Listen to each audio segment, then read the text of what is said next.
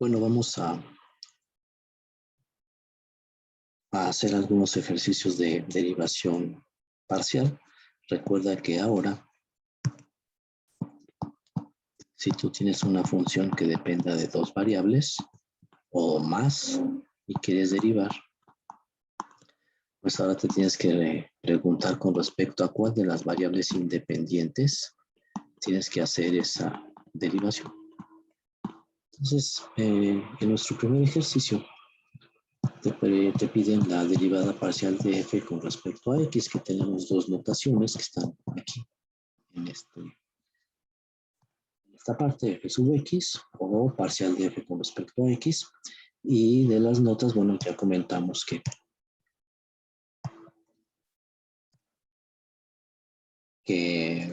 solamente vas a derivar con respecto a la variable que está indicada. En este caso vamos a derivar con respecto a x. Todo lo que no sea x es una constante y se siguen exactamente las mismas reglas de derivación que en cálculo 1. Entonces derivamos el primer sumando con respecto a x y nos queda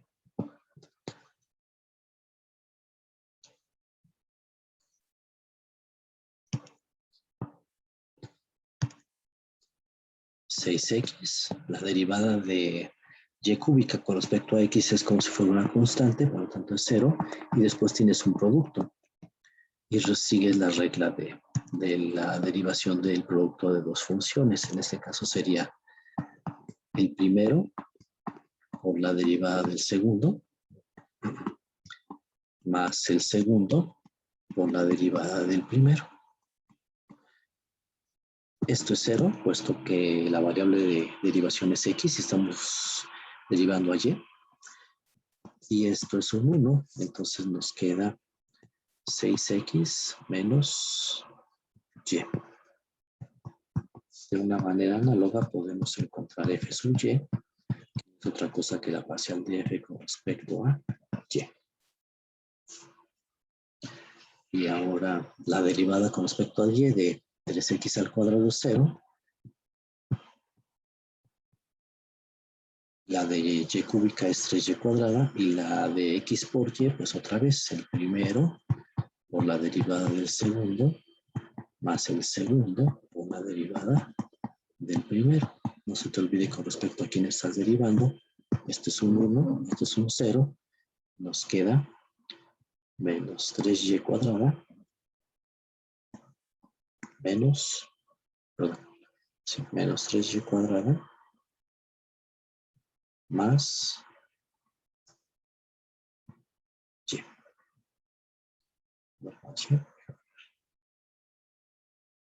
Ah, no, es menos 3y cuadrada, está bien, más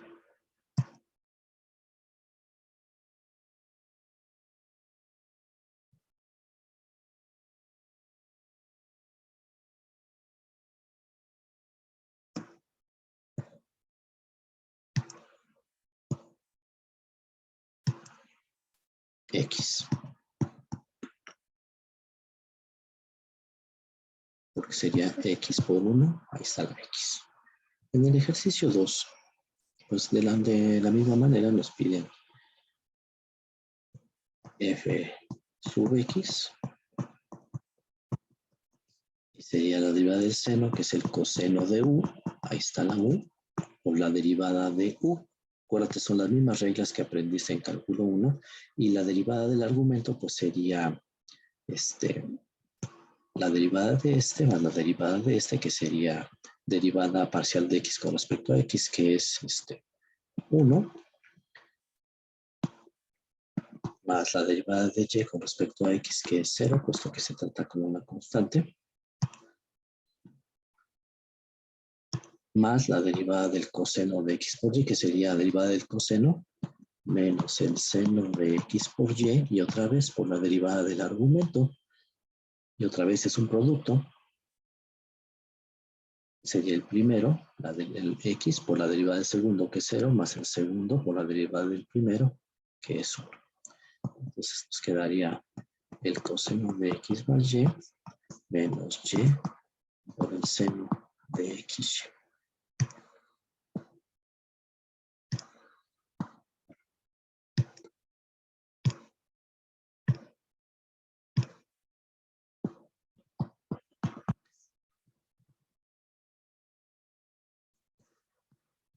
Para que sub y tendríamos parcial de f con respecto a y sería algo análogo. Derivada del seno de u por la derivada de u, pero ahora con respecto a y.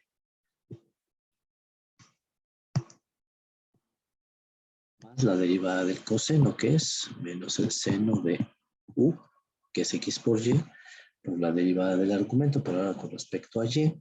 Entonces nos queda x. Y finalmente entonces sería coseno de x más y menos x por el seno de x y.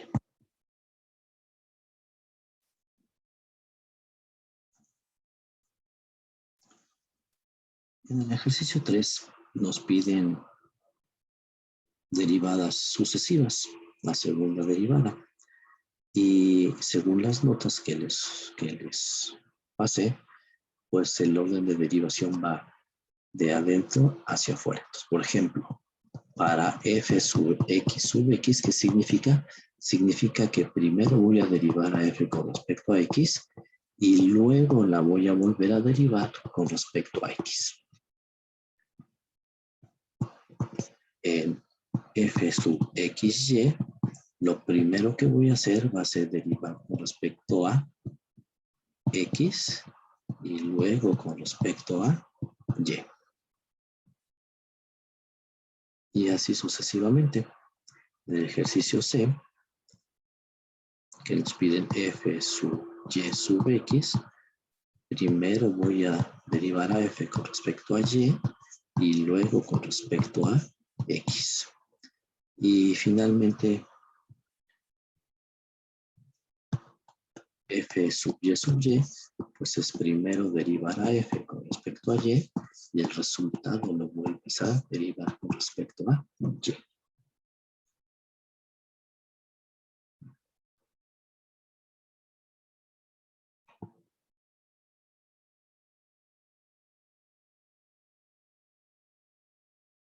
Entonces podremos primero encontrar, como en el ejercicio pasado, cuál es la parcial de f con respecto a x y cuál es la parcial de f con respecto a y, puesto que las vamos a ocupar posteriormente.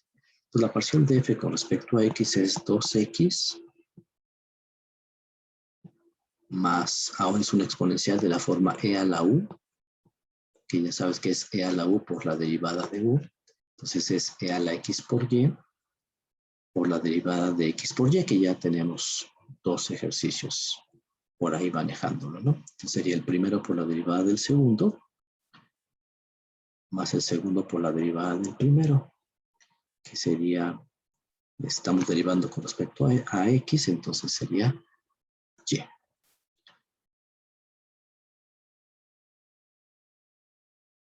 Entonces nos queda 2x más y por e a la x.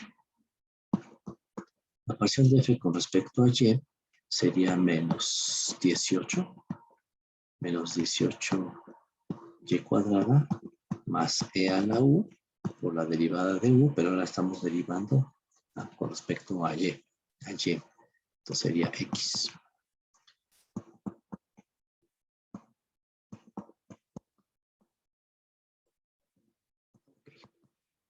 Vamos a ver qué nos piden en el inciso A. Nos piden ahora que yo derive la parcial de f con respecto a x, que ya la tenemos aquí.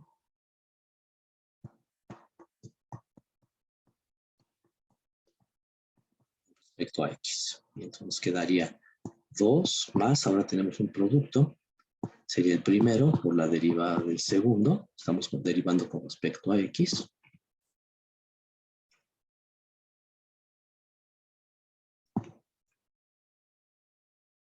Más el segundo, que sería este, por la derivada del primero, pero y es una constante, puesto que la variable de derivación es la x, y entonces nos queda En el siguiente ejercicio nos piden derivar con respecto a y la misma parcial de f con respecto a x. Parcial de f con respecto a x. Entonces sería la derivada de 2x con respecto a y sería 0. Y ahora aquí tenemos otra vez un producto. El primero por la derivada del segundo con respecto a y, más el segundo por la derivada del primero, que va a ser 50 porque es y con respecto a y, que es 1.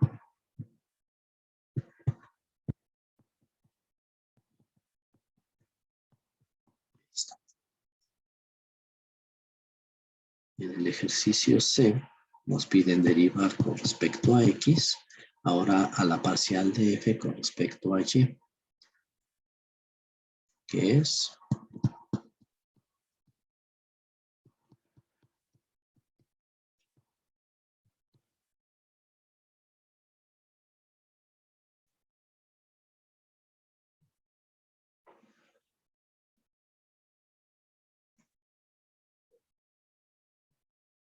entonces aquí nos quedaría el primero por la derivada del segundo, que sabemos que esto es un 0. El primero por la derivada del segundo con respecto a x, más el segundo por la derivada del primero. Nos queda xy por e a la xy más e a la xy. Que si te fijas, estos dos resultados resulta que son iguales. Entonces,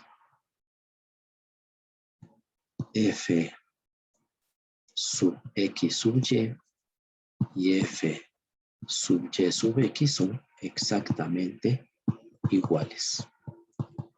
Entonces, resulta que el orden de que derives no importa. Estas derivadas se llaman derivadas parciales mixtas y son iguales. Y en el último ejercicio vas a derivar con respecto a y a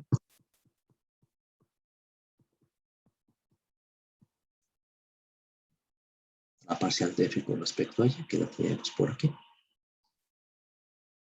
18 negativo y cuadrada x por e a la xy.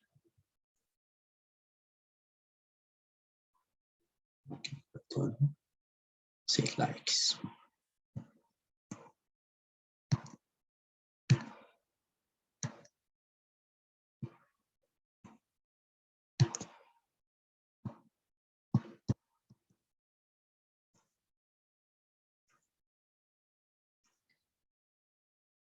Sería en los